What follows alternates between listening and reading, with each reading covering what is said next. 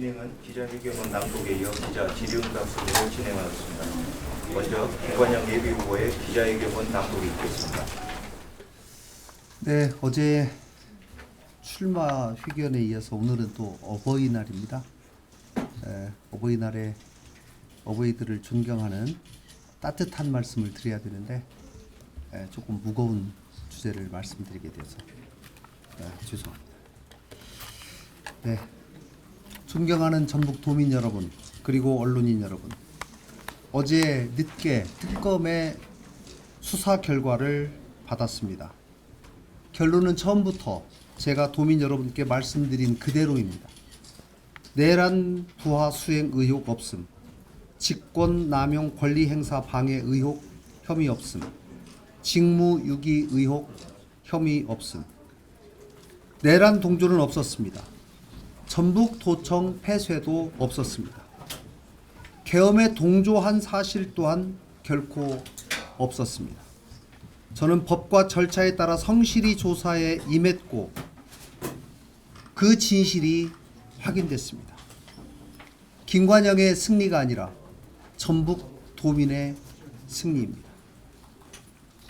그동안 묵묵히 응원하며 김관영을 지켜봐 주신 도민 여러분, 특검 조사라는 수치심을 이겨내고 흔들림 없이 따라와 주신 9명의 공직자, 내란 동조 세력이라는 불명예에 굴하지 않고 믿음직하게 도정을 이끌어 주신 5천여 공무원들에게 진심 어린 경의와 감사의 말씀을 전합니다. 존경하는 도민 여러분, 이번 사건은 김관영 개인의 억울함만으로 끝날 일이 아닙니다. 선거를 위해 내란몰이에 나서고 성실한 공무원들을 의심의 시선 앞에 세웠습니다. 이것은 단순한 선거 공방이 아닙니다. 전북 도정에 대한 모욕이었고 전북 공직자들에 대한 모욕이었습니다. 민주주의를 지켜온 우리 전북 도민을 모욕한 정치적 폭거였습니다. 이에 저는 이원택 후보에게 엄중히 묻겠습니다. 이 후보는 여러 차례 기자회견을 열어서 전북 도정의 내란 동조 의혹을 제기했습니다. 그리고 스스로 정치 생명을 걸겠다고 공언했습니다. 정치인은 자신이 뱉은 말에 목숨보다 무거운 책임을 져야 합니다. 특히 거짓으로 도민을 모욕했다면 그 책임은 더욱 엄중해야 합니다. 이원택 후보는 이제 도민 앞에 답하십시오. 첫째, 정치 생명을 걸겠다는 그 약속 지금도 유효합니까? 둘째, 거짓말로 전북 도정과 공직자들에게 상처를 준 데 대해 사과할 용의가 있습니까? 셋째, 선거를 위한 내란 프레임으로 도민을 모욕한 책임을 어떻게 지겠습니까? 정치 생명을 걸겠다는 말마저 단지 선거용 구호가 아니었다면 이제 그 말의 무게를 행동으로 보여주십시오. 저는 이원택 후보의 대국민 사기극, 도민 모욕의 정치에 대해 결코 그냥 넘어가지 않겠습니다. 책임을 물을 것은 분명히 묻겠습니다. 사과 받을 것은 반드시 사과 받겠습니다. 전북의 명예를 반드시 회복하겠습니다. 진실은 확인되었습니다. 이제는 책임의 시간이 시작되었습니다. 두 번 다시 거짓말로 전북을 모욕하는 일이 반복되지 않게 할 것입니다. 전북 도민의 자존과 명예를 흔드는 어떠한 시도에 대해서도 단호하게 대응할 것입니다. 전북의 명예를 회복하고 이제 전북을 다시 도민의 삶과 경제를 살리는 미래의 길로 돌려놓겠습니다. 이상입니다. 예, 조금 전에 이원택 후보한테 질의를 책임을 지겠냐는 했었는데요. 답변을 일단은 기자회견을 하겠지만 첫 답변을 어떻게 하셨냐면 호의성이 없었고 증거 불충분의 무혐의 처분이 된 것 같다. 하지만 행위는 있었다고 이야기했습니다. 행위가 있었다고 똑같이 후보님도 생각을 하시는 건지, 그리고 지금 책임을 물을 것은 분명히 묻겠다고 하셨는데 법적 조치까지 같이 포함되어 있는지 말씀해 주시겠어요?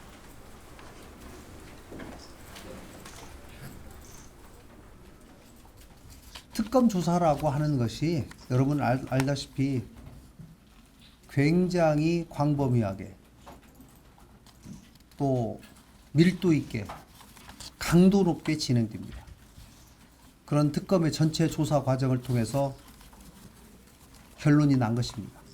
그것을 또다시 회피하려 하거나 또 다른 핑계를 대면서 회피하는 것은 적절한 태도가 아니라고 생각합니다. 당시 도청 청사 폐쇄는 없었습니다. 결단코 말씀드립니다. 여기 회견문 보면은 그냥 넘어가지 않겠다, 책임의 시간이다 이런 말씀을 하셨는데요. 구체적으로 어떤 뭐 행보가 있으신 건가요? 네. 그동안의 기자회견문이나 여러 가지 주장들에 대해서 법적인 책임을 물을 부분에 관해서 구체적인 검토를 시작하도록 하겠습니다. 그동안 오늘 주제도 그렇고 이혁태 후보한테 이제는 책임을 했던 말을 지키라는 말씀이신데 그 부분을 만약 부정을 계속 해서 피해간다면 그때는 또 어떻게 하실 것 같으세요? 정치적인 책임이라고 하는 것은 최종적으로 본인의 양심의 근거에서 하는 저는 명령이라고 생각합니다. 정치인이라고 하는 것은 민심의 바다 위에 떠 있는 배와도 같습니다. 아시다시피 늘 배를 띄우기도 하고 배를 뒤집히기도 하는 것이 바로 민심입니다. 이호태 후보의 기자회견에 대해서 법적인 부분을 지금 검토하겠다는 거죠? 네, 그렇습니다. 어디서 주고 어떤 네, 모든 것을 다 포함해서 검토하도록 하겠습니다. 혹시 6차 종합특검 중에 첫 모범인가요? 아니 첫 번째 무혐의 처분 받은 건가요? 처음인가요? 무혐의가? 글쎄요, 그건 제가 잘 모르겠습니다. 2차 종합특검이 뭐 개별적으로 어떤 누구누구를 수사하고 어떤 처분을 내렸는지를 제가 다 전체를 모르기 때문에 저는 특정 개인이 고발한 것으로 알고 있습니다. 그리고 나서 결국 최종적으로 종합특검으로부터 통지를 받았기 때문에 그 부분만 말씀드립니다. 그럼 혹시 그 고발인 측의 항고나 재항고 가능성 뭐 그런 부분들에 대해서 대비를 하고 계신가요? 뭐 저는 전혀 모르겠습니다. 뭐 항고나 재항고를 하고 안 하고는 고발인의 자유이지만 저는 그동안의 조사 과정이나 전체 진실은 변할 수가 없습니다. 진실은 하나일 뿐입니다. 해석은 뭐 다소간에 다를 수가 있지만 있었던 사실과 진실은 결코 변할 수가 없습니다. 도청 청사가 폐쇄되지 않고 150명 가까운 공무원들이 정상적으로 출근을 했는데 어떻게 도청이 폐쇄가 됩니까? 9명의 공직자, 5천여 명의 공무원들 지금 반응을 어떤지 잘 모르시죠? 네, 아직은 모릅니다. 무엇보다도 그 12.3 계엄 사태가 터졌을 때 10시 30분에 계엄이 터지고 나서 제가 아시다시피 16명의 광역단체장 중에 최초로 인터뷰를 통해서 계엄의 불법성과 용납하기 어려운 점, 또 국회를 통한 신속한 해제, 노력, 의지를 이미 밝혔습니다. 11시에 인터뷰를 한 사람은 제가 최초이거니와 12시 이전에 인터뷰한 사람도 없습니다. 가장 먼저 계엄이 만약에 성공했더라면 제가 제일 먼저 잡혀갔겠죠. 그러한 명확한 의사를 가지고 문제를 대응했던 저 또 공직자들의 명예가 또 우리 도민들의 명예가 이번에 꼭 회복되기를 기대합니다. 네. 아니 그 판넬 가져오셨으니까 좀 설명을 네. 제가 가보니까요. 이 고발을 이 세 가지로 고발을 했다는 것을 알게 됐습니다.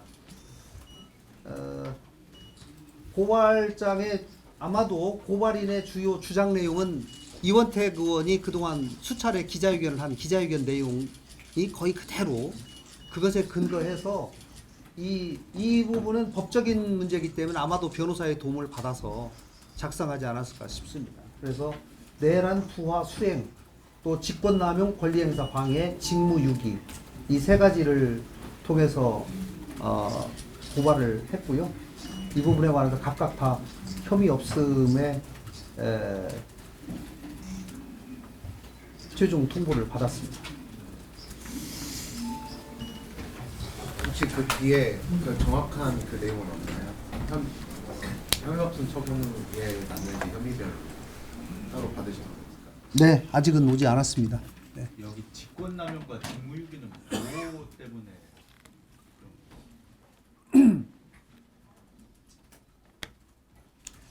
이 부분은 직권남용 권리행사 방해 제가 갑자기 좀 여쭤보니까 생각이 좀 잘 안 나는데요. 남들이 안 해야 될 것을 그 도지사로서 권한을 남용했다. 그래서 아마 이거는 직원들을 뭐라고 할까요?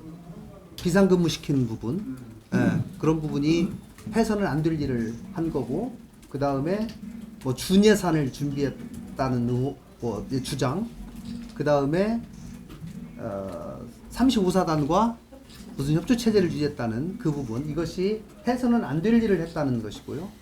직무유기는 해야 될 일을 안 했다라는 거니까 이거는 청사 폐쇄에 관해서 적극적인 저항을 하지 않았다. 불법에 대한 저항을 하지 않았다.